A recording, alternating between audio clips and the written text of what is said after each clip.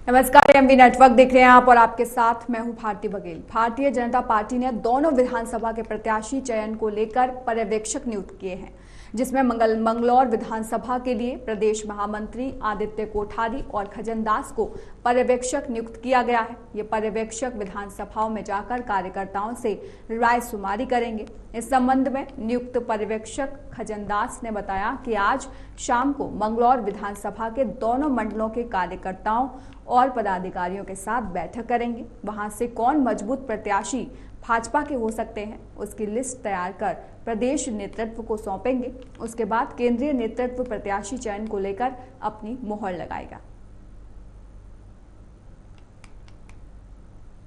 ये जब जब चुनाव होते हैं तो चाहे कोई भी पार्टी हो, अपने कार्यकर्ताओं को आम कार्यकर्ता की थाह लेने के लिए भेजा जाता है एज ए पर्यवेक्षक के रूप में।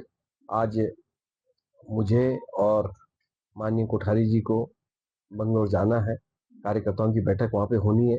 हम दोनों मंडलों की बैठक करते हुए और जो सीनियर कार्यकर्ता है, सीनियर हमारे पदाधिकारी हैं, उनसे बातचीत करते हुए कौन मजबूत कैंडिडेट्स हो सकता है इस विषय में विचार विमर्श करना है। फिर वो पैनल बना करके हमने पार्टी के उच्च पदाधिकारियों को देना है ताकि वो पैनल बना करके आगे केंद्र को भेजे। तो विधानसभा चुनाव की तैयारियों में भाजपा जुटी हुई है। आपको बता दें कि 2 सीटों पर विधानसभा चुनाव होने हैं उत्तराखंड में, और उसको लेकर तमाम पार्टियां अपनी अपनी तरफ से तैयारियों में जुटी हुई हैं, जिसमें सबसे आगे भाजपा, क्योंकि भाजपा ने लोकसभा चुनाव में भी क्लीन स्वीप किया है 5 लोकसभा सीटों पर। वहीं इस बार एक जानकारी के लिए हमारे साथ ब्यूरो चीफ पवन दीक्षित फोन लाइन पर जुड़ गए हैं। पवन, क्या कुछ अपडेट है, कैसी तैयारियां बीजेपी की तरफ से की जा रही हैं? बिल्कुल भारतीय, जिस तरह से मुख्यमंत्री पुष्कर सिंह धामी ने भी ये संकेत दिए हैं कि जो लगातार तीसरी बार हैट्रिक भी लोकसभा की 5 सीटों पर उत्तराखंड में लगाई गई, वहीं अब चुनौती इन दोनों विधानसभाओं को लेकर के है। भारतीय जनता पार्टी ने दोनों सीटों पर विजय कैसे हासिल की जाए, इसको लेकर के रणनीति तैयार करना शुरू कर दिया है। और आज दोनों ही विधानसभा के लिए पर्यवेक्षकों की नियुक्ति की गई है। वहीं अगर बात मंगलौर विधानसभा की करें तो वहां के लिए प्रदेश महामंत्री आदित्य कोठारी और राजपुर विधानसभा से बीजेपी विधायक, पूर्व में कैबिनेट मंत्री रहे, प्रदेश महामंत्री रहे, खजानदास, दोनों लोगों को आज मंगलौर विधानसभा भेजा गया है। वहां पर वो जो दोनों मंडलों के मंगलौर विधानसभा के 2 मंडल हैं भारतीय जनता पार्टी के, उनके कार्यकर्ताओं के साथ बैठेंगे, वरिष्ठ कार्यकर्ताओं से मुलाकात करेंगे और राय शुमारी करने के बाद में 3 से 4 नामों का एक पैनल बनाएंगे, जिसको 1, 2, 3 और 4 चतुर्थ प्राथमिकता के आधार पर प्रदेश नेतृत्व को सौंपा जाएगा। प्रदेश नेतृत्व उस पर विचार करने के बाद में केंद्रीय पार्लियामेंट्री बोर्ड को भेजेगा, जहां से टिकट तय होंगे।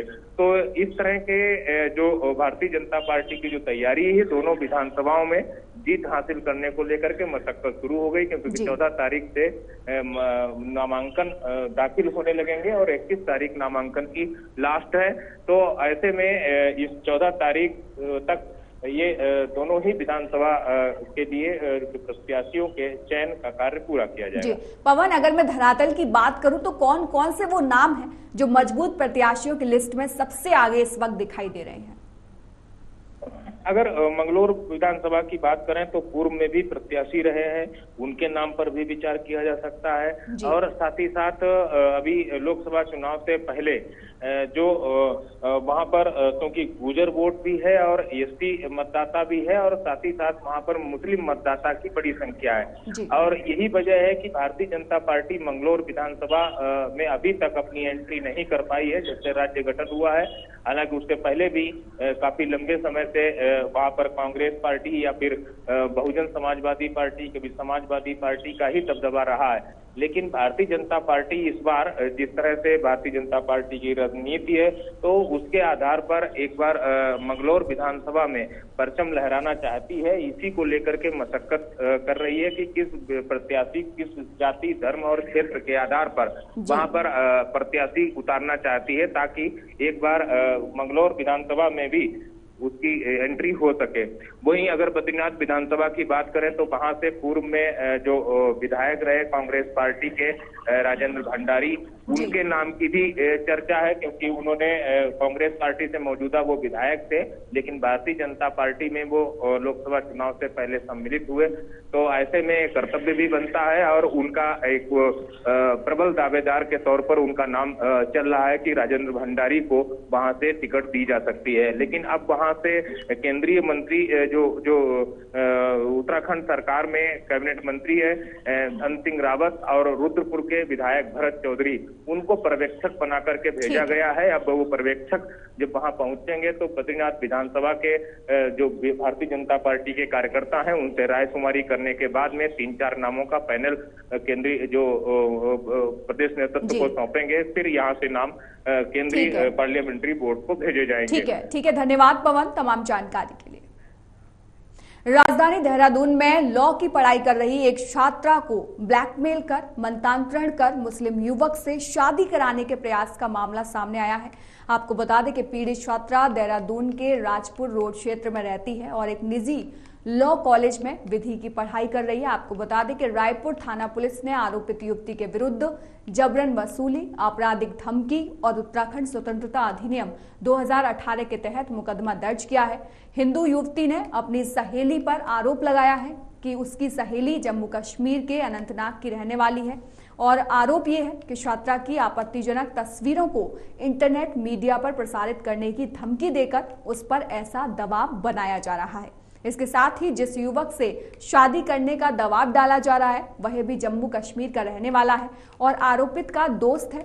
इस मामले में हिंदूवादी संगठनों ने नाराजगी जताते हुए कड़ी कार्रवाई की मांग की है। वहीं इस मामले में इमाम संगठन के अध्यक्ष मुफ्ती रईस ने कहा है कि किसी के साथ इस तरह की जोर जबरदस्ती करना ठीक नहीं है। उन्होंने कहा कि इस्लाम में ऐसे जोर जबरदस्ती करने को सही नहीं ठहराया जा सकता है। हालांकि इस मामले में उन्होंने केवल इतना ही कहा है कि इस्लाम ऐसे कृत्यों को मंजूरी नहीं देता है और इस्लाम में यह सब हराम है।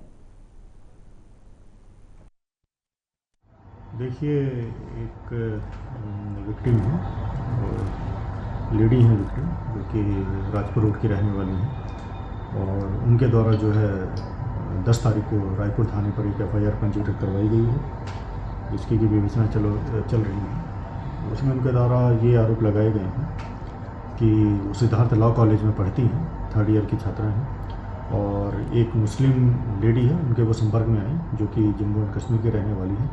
उनके द्वारा जो एज़ पर FIR जो आरोप लगाए गए हैं कि उनके संपर्क में आई और उनके साथ उनकी दोस्ती वगैरह हुई और उन्होंने जो है उनको जो है मुस्लिम धर्म अपनाने के लिए जो है एक तरीके से की दबाव डाला कि आप मुस्लिम धर्म अपनाइए, ये उनका आरोप है। और दूसरा आरोप है उनके कि जो कुछ मुस्लिम लड़के हैं कि उनके साथ आप दोस्ती करिए और उनके साथ निकाह वगैरह करिए, ये बातें उनके द्वारा आरोप लगाई गई हैं। और उनके द्वारा ये भी कहा गया कि उनकी कुछ प्राइवेट फ़ोटो वगैरह उनके पास थी और उनको धमकाया गया कि नहीं तो आप मुस्लिम लड़कों से दोस्ती करिए, उनके साथ निकाह करिए और नहीं तो हम आपके फ़ोटो जो है वो वायरल कर देंगे। ये आरोप उनके द्वारा लगाए गए। तो इस संबंध में जो FIR पंजीकृत कर ली गई और बाकी उसमें तफ्तीश की जा रही है। ठीक है, किस तरीके से देखते हैं सर? पूरी फिल्मी स्टाइल में हुआ है, जैसे कश्मीर वाली फिल्म केरल स्टोरी जो मूवी बनी थी बिल्कुल सेम उसी, और ये मूवी वास्तविकता पर ही बनी थी और यही सब वास्तविकताएं लगातार घटती जा रही हैं। ये चिंता का विषय है कि किस प्रकार से कश्मीरी छात्र छात्राएं यहाँ आकर अपनी एक सुनिश्चित षड्यंत्र को, एक कट्टरपंथी विचारधारा को आगे ला रहे हैं। तो कहीं ना कहीं ये चिंता का विषय उत्तराखंड के लिए, उत्तराखंड सरकार के लिए है कि देवभूमि के मासूम लोगों को भ्रमित किया जा रहा है। पहले मुबीना के द्वारा एक जाल में उस हिंदू युवती को फंसाया जाता है और उसका मतांतरण कर उसको मुस्लिम धर्म में परिवर्तित करने के लिए बाध्य करने का प्रयास किया जाता है और एक मुस्लिम युवक के साथ उसका विवाह करने का प्रयास किया है, जिसमें वो उनकी सारी योजना विफल होती है क्योंकि लड़की इन सबसे मुकर जाती है, उसको फिर ब्लैकमेल किया जाता है। तो आप देखिए स्थिति कितनी बद से बदतर हो चुकी है कि किसी प्रकार का खौफ ऐसे पढ़ने वाले जो कश्मीर से युवक युवतियाँ छात्र यहाँ पढ़ने के लिए आए, एक बार फिर बजरंग दल कमान कसेगा और जिस प्रकार से पूर्व में यहाँ पर पढ़ने आए कश्मीरी छात्र छात्राओं को खदेड़ दिया था, पुनः अब वही बजरंग दल को करना पड़ेगा और उसके लिए आज इसमें रणनीति तैयार है। और एक बड़े आंदोलन के लिए हम लोग तैयार हैं। कॉलेज का घेराव भी होगा और ऐसे शहर में चलने वाले अन्य कॉलेज, चाहे वो BFIT हो या अन्य जो भी कॉलेज हैं जिसमें कश्मीरी छात्र छात्राएं पढ़ते हैं, उनके ऊपर अंकुश लगाने का हमारा प्रयास है। अस्सलाम वालेकुम रहमतुल्लाहि व बरकातुहू। एक बात अभी सोशल मीडिया पर गश्त कर रही है कि किसी ने किसी गैर मुस्लिम लड़की को, किसी गैर मुस्लिम बहन को ये बात कही है कि भाई तुम ईमान लेके आ जाओ और मुसलमानों में शादी कर लो। अव्वल तो ये बात मैं इसको नहीं मानता, ये बात गलत है। ऐसा कोई भी आदमी किसी को नहीं कह सकता। और अगर किसी ने कह दी, चाहे वो दोस्ती में कह दी, फ्रेंड सर्कल में कह दी, तो मना कर दे कि भाई मैं तो नहीं करती। फिर भी अगर वो उसको इतनी बात बुरी लगी है, उसको लग रहा है कि उसको फोर्स कर रहा है, तो मैं समझता हूँ कि इस्लाम के नुक्ते नज़र और कुरान के नज़रिए से वो इस्लाम का लादम है, उसकी कोई मान्यता इस्लाम में नहीं है। कुरान अजीम में है ला इकराह फिद्दीन, दीन में कोई ज़बरदस्ती नहीं है। अगर किसी के कहने से या किसी के लालच में या किसी के जो है दबाव में आकर के कोई इस्लाम की तरफ राग़िब करता है या कोई इस्लाम लाता है, दोनों ही बातें कलादम है इस्लाम के अंदर। मैं समझता हूँ कि इस इस्लाम की कोई अहमियत नहीं है, न वो इस्लाम माना जाता, बल्कि इस्लाम वो है कि अपने किसी भी इस्लामी और ईमानी अमल से मुतासिर होकर अपनी मर्जी से अपना जीवन, अपनी ज़िंदगी इस्लाम, उसूल, ईमान और सलामती के साथ गुजारने का अहद करने का नाम इस्लाम है। जो इस तरीके से इस्लाम में दाखिल होगा वही मुसलमान है, उसके अलावा वो दूसरे को मुसलमान नहीं कह सकते। उत्तराखंड में समाजवादी पार्टी अब अपनी सियासी जमीन को मजबूत करने की कवायद में जुट गई है।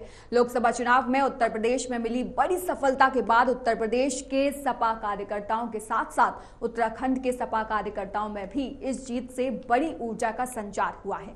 उत्तराखंड में राज्य गठन के बाद से समाजवादी पार्टी पूरी तरह से हाशिए पर है और पार्टी लगातार अपनी सियासी जमीन को तलाशने में लगी हुई है। ऐसे में अब लोकसभा चुनाव के दौरान उत्तर प्रदेश में सपा को मिली बड़ी जीत के बाद उत्तराखंड में समाजवादी पार्टी नए सिरे से संगठन को मजबूत करते हुए आगामी चुनाव के लिए रणनीति बनाने में जुट गई है। सपा के पूर्व प्रदेश अध्यक्ष डॉक्टर सत्यनारायण सचान ने कहा कि आगामी चुनाव के लिए राष्ट्रीय अध्यक्ष अखिलेश यादव के दिशा निर्देश के तहत कार्यकर्ता काम करेंगे। देखिए, पहले मैं निकाय के चुनाव के बारे में बता दूं।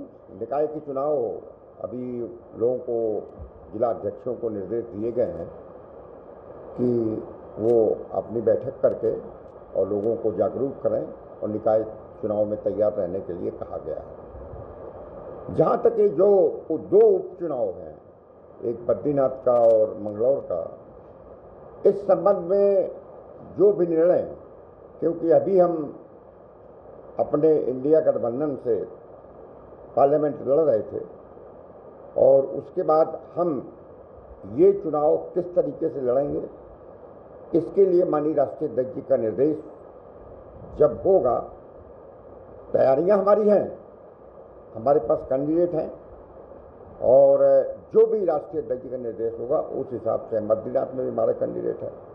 बद्रीनाथ में तो हमारा ऐसा कैंडिडेट है कि जिस महिला ने वहाँ पर जब एक ग्लेशियर टूटा था 4 साल पहले, माननीय राष्ट्रीय अध्यक्ष जी ने उस महिला को 5 लाख रुपए दे करके सम्मानित किया था। मंगश्री नाम था उसका, और वहाँ उनका बेटा जो है वहाँ से चुनाव लड़ना चाहता है। इसके साथ ही साथ मंगलौर में तो हमारे कई कैंडिडेट हैं, लेकिन ये सब डिपेंड करता है माननीय राष्ट्रीय अध्यक्ष के निर्देश पर। कल जब ये घोषणा हुई तो इसकी समस्त सूचनाएं, क्योंकि एक प्राविधान है कि चुनाव आयोग को लेकर के, क्योंकि हम यहाँ पर मान्यता प्राप्त दल नहीं हैं, हम पंजीकृत दल हैं, तो वो फॉर्मेलिटी हमको करनी होगी। कल मैंने माननीय राष्ट्रीय अध्यक्ष जी को भिजवा दिया है और वहाँ से 48 घंटे के अंदर एक पत्र जाता है चुनाव आयोग को कि हमारी पार्टी यहाँ पर चुनाव लड़ेगी, तभी सिंबल आवंटन होता है। उत्तराखंड में समाजवादी पार्टी अब अपनी सियासी जमीन को मजबूत करने की कवायद में जुट गई है। लोकसभा चुनाव में उत्तर प्रदेश को मिली बड़ी सफलता के बाद उत्तर प्रदेश में सपा कार्यकर्ताओं के साथ साथ उत्तराखंड के सपा कार्यकर्ताओं में भी बड़ी ऊर्जा का संचार हुआ है। समाजवादी पार्टी पूरी तरह से हाशिए पर है और लगातार अपने सियासी जमीन को तलाशने में वो लगी हुई है। उत्तराखंड में तमाम प्रयास जो हैं वो उसकी तरफ से किए जा रहे हैं और अब सपा को बड़ी जीत की यहाँ से दरकार है।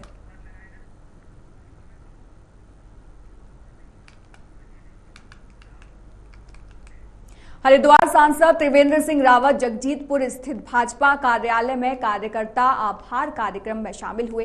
इस दौरान सांसद ने जिले भर से आए पार्टी कार्यकर्ताओं का चुनाव में जीत दिलाने पर आभार जताया। त्रिवेंद्र सिंह रावत ने कहा कि अब कार्यकर्ताओं के जरिए अलग अलग कार्यक्रम आयोजित कर जनता का भी आभार जताया जाएगा। त्रिवेंद्र सिंह रावत ने कहा कि हरिद्वार और ऋषिकेश में श्रद्धालुओं के लिए सुविधाएं बढ़ाएं और साथ ही साथ वहीं हरिद्वार के ग्रामीण क्षेत्रों में किसानों की समस्याओं और अवैध खनन की समस्या को लेकर भी शासन प्रशासन से बात कर लोगों की समस्या का समाधान कराने के लिए वे काम करेंगे।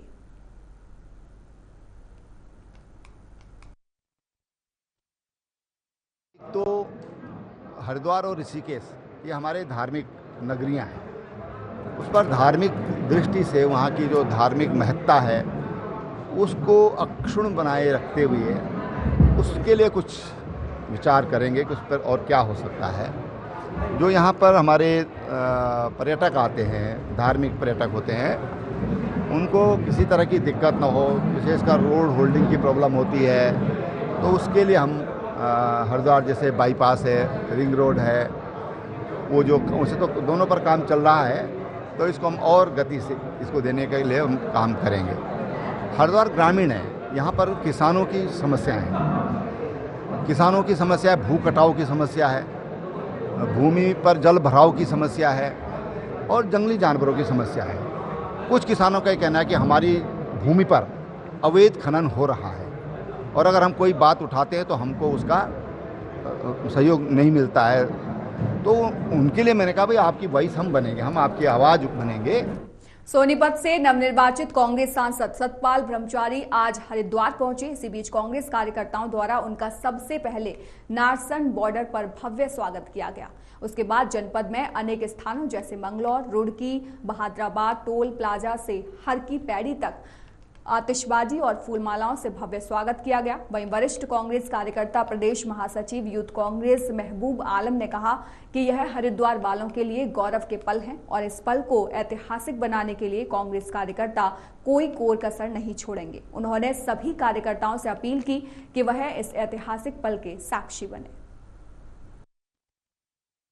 गंगा माँ के आशीर्वाद से मैं जन्मभूमि की ओर चला गया था और जन्मभूमि ने मेरा पूरा साथ दिया, जिसमें हमारे हरियाणा के पूर्व मुख्यमंत्री श्री भूपेंद्र हुड्डा साहब, वहां से रोहतक से एमपी भाई दीपेंद्र हुड्डा जी और जो सोनीपत लोकसभा के सभी सम्मानित विधायक मेरे साथ हैं, 6 के 6, इन्होंने बहुत साथ दिया।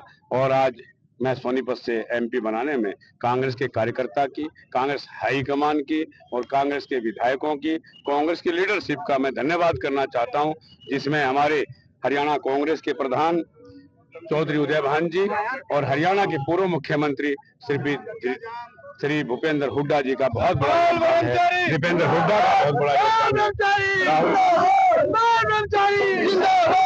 राहुल गांधी जी का बहुत बड़ा योगदान है और हमारे प्रदेश के माननीय आदरणीय सतपाल ब्रह्मचारी जी जो सोनीपत से सांसद बने हैं, पहली बार निर्वाचित होने के बाद हमारे धर्म नगरी हरिद्वार में पहुंच रहे हैं। उनका स्वागत करने के लिए तमाम यूथ कांग्रेस के साथी यहाँ ग्राम लज्जा टोल प्लाजा के पास पहुंचे हैं। हम उनका स्वागत करने के लिए यहाँ पे खड़े हुए। मुद्दे तो इनकी, हमारे जो सतपाल ब्रह्मचारी जी है उनकी कर्म भूमि हरिद्वार रही है और उनकी जन्मभूमि रही है सोनीपत। तो मुझे उम्मीद है जहाँ पे आदमी ने जन्म लिया वहाँ का मुद्दा उठाएगा और जहाँ पे उन्होंने अपने कर्म किए वहाँ पे मुद्दा उठाएंगे। और रही बात सरकार बनने की, आप देख रहे हो हम कांग्रेस पार्टी के पास केवल 99 सांसद थे, आज हम 103 पर पहुंच गए हैं। निर्दलीय जो सांसद है हमारे जो कांग्रेस पार्टी को समर्थन करे और ये जो सरकार बनी है बैसाखी वाली सरकार, ये मुझे उम्मीद है 3-4 महीने से ऊपर नहीं चल पाएगी। आप लोग देख भी रहे हो जो अभी विभाग के आवंटन हुए हैं उनमें भी बहुत बुरे तरीके से आपस में लोगों को दिखा नहीं रहे हैं, पर अंदरूनी मतभेद बहुत। रुड़की के नगर निगम कार्यालय में कांग्रेस कार्यकर्ताओं ने महानगर अध्यक्ष राजेंद्र चौधरी के नेतृत्व में मुख्य नगर अधिकारी कार्यालय का घेराव किया और जमकर नारेबाजी की। महानगर अध्यक्ष राजेंद्र चौधरी ने कहा कि पिछले कई दिनों से नगर निगम द्वारा अतिक्रमण हटाओ अभियान चलाया जा रहा है, जबकि जो लोग अतिक्रमण नहीं भी कर रहे हैं उन्हें भी परेशान किया जा रहा है। उन्होंने कहा कि अतिक्रमण मुक्त करने से पहले प्रचार प्रसार भी किया जाना जरूरी है। साथ ही जो लोग बिना वेंडर लाइसेंस के अतिक्रमण कर रहे हैं उनके खिलाफ कार्रवाई भी की जानी चाहिए। देखिए, प्रतिनिधिमंडल का ये कहना था कि अतिक्रमण के खिलाफ जो कार्रवाई हो रही है उसको लेके उनके कुछ इश्यूज थे, तो उनको आश्वस्त किया गया है कि सभी पर समान रूप से कार्रवाई की जाएगी और लगातार कार्रवाई की जाएगी। उनका भी ये कहना था कि रुड़की को अतिक्रमण मुक्त करने के लिए वो भी सहयोग इसमें करेंगे, तो उनके माध्यम से भी इस चीज़ को हम लोग कर रहे हैं और हमारी जो टीम है अतिक्रमण हटाने वाली, वो लगातार रोज ही इस पे काम कर रही है अतिक्रमण हटाने। ऐसा है, नगर निगम द्वारा पिछले कई दिनों से अतिक्रमण के खिलाफ कार्रवाई की जा रही है, 2 दिन तक। हमारा कहना यह है कि अगर आप अतिक्रमण के खिलाफ कार्रवाई कर रहे हैं, अच्छी बात है, लेकिन आप उसका व्यापक प्रचार प्रसार करें, लोगों को सूचना दें, और जो लोग बाय फॉल्ट अतिक्रमण कर रहे हैं उन्हें उनके प्रति नरमी रखी जाए, और जो जानबूझ के अतिक्रमण कर रहे हैं, गंदगी फैला रहे हैं, जिनके पास वेंडर लाइसेंस नहीं है, जिनसे असुविधा हो रही, जिनकी वजह से जाम लग रहा है, उनके खिलाफ आप कार्रवाई करो। दूसरी बात हमने कही कि अब बरसात का सीज़न शुरू होने वाला है, आप नालों की सफाई कराएं। इस पे एमएनए साहब ने कहा कि हम जो है हमने कुछ नालों की सफाई कराई है, उसके लिए अभी हम एक कमेटी बना रहे हैं। वो कमेटी जो है उन नालों का निरीक्षण करेगी क्या वास्तव में सफाई की गई। हमने एक बात कही है नगर निगम प्रशासन से कि अगर एक भी फर्जी बिलिंग नालों की सफाई के मामले में सामने आई तो हम जो है नगर निगम का ठीक से इलाज करेंगे। हमने कहा है, हमारे एक वरिष्ठ साथी ने कहा कि जो रुड़की में डॉक्टर हैं उनके क्लिनिकों के बाहर बहुत भीड़ है। हमारा आपके प्रेस के माध्यम से भी सभी रुड़की के डॉक्टर्स से, मैं आईएमए के जो चेयरमैन हैं उनसे भी अभी बात करूंगा। हमारी उनसे एक रिक्वेस्ट है कि आप अपने क्लिनिकों के बाहर एक आदमी को नियुक्त करें जो ढंग से गाड़ियों को, मोटरसाइकिलों को लगवाए, या अपनी पार्किंग की व्यवस्था करें। क्या आश्वासन मिला है? नहीं, नगर निगम ने हमारी बात को गंभीरता से लिया और उन्होंने कहा कि हम जो है इसका प्रचार करेंगे, अखबार में भी देंगे, और जो लोग जिनके वेंडर लाइसेंस नहीं है उनसे जो है वेंडर लाइसेंस के लिए अप्लाई करने के लिए कहा जाएगा, और जो नहीं करते हैं उनके खिलाफ सख्त कार्रवाई की जाएगी। आज हमने नगर आयुक्त साहब के साथ में मुलाकात की है, जिसमें जो हमारे शहर में अतिक्रमण दिन पर दिन बढ़ता जा रहा है उस संबंध में आज हमने नगर आयुक्त साहब से मुलाकात की, उनसे बात की जो आप अतिक्रमण पे कार्रवाई करते हैं, इधर आप अतिक्रमण पे कार्रवाई करके आगे चलते हैं और ठीक 15 से 20 मिनट बाद अतिक्रमण वापस अपने स्थान पे ले लेता है, कोई भी आपकी तरफ से सख्त कार्रवाई नहीं की जा रही। हमारा मानना है कि या तो उनके पास आप हैवी कॉस्ट लगाई जाए, या और उसके लिए जो स्ट्रीट वेंडर एक्ट का पालन है उसका पालन करते हुए उन्हें एक जगह का आवंटन किया जाए, जहाँ पे जो हमारे रेडी वाले हैं, फल वाले हैं, जो इधर उधर खड़े रहते हैं, पुल पे खड़े रहते हैं बाजारों में, उन्हें एक जगह मुहैया कराई जा सके ताकि वो अपनी सड़कों पे जगह जगह ना ठेली लगाकर स्ट्रीट वेंडर एक्ट के अनुसार जो जगह निगम द्वारा उन्हें आवंटित की जाए वहाँ पे वो उसको लगाए, ताकि जाम की समस्या से समाधान मिल जाए। दूसरी समस्या जैसे कि हमारे शहर में हॉस्पिटल बहुत ज़्यादा है और हॉस्पिटल है, उनके पास पार्किंग की व्यवस्था नहीं है, तो कम से कम अगर जब तक कि वो पार्किंग की व्यवस्था करें, उनके लिए वहाँ अपने हॉस्पिटल के बाहर 1 या 2 गार्ड की व्यवस्था करें जो वहाँ खड़ा रहे, जो रोड की यातायात की व्यवस्था को सुनिश्चित कराए और वहाँ पार्किंग को गाड़ी जो सड़क पे खड़ी रहती हैं उनको रोकथाम करे, उनका अनुपालन करे, जिससे कि जाम की समस्या से निजात मिल सके। आश्वासन मिला है अधिकारी को? उन्होंने कहा है कि अधिकारी ने कहा है कि जल्दी उस पर कुछ कठोर कदम बोर्ड मीटिंग में रख के उस पर कार्रवाई की जाएगी। अगर उन्होंने जल्दी इसके खिलाफ कोई कार्रवाई नहीं की है तो उसके खिलाफ हम जन आंदोलन करेंगे, धरना प्रदर्शन करेंगे, उससे हम पीछे नहीं हटेंगे जब तक हमारे शहर की जाम की समस्या का। फिलहाल इस बुलेटिन में इतना ही। देश और दुनिया की तमाम खबरों के लिए आप देखते रहिए AMV नेटवर्क।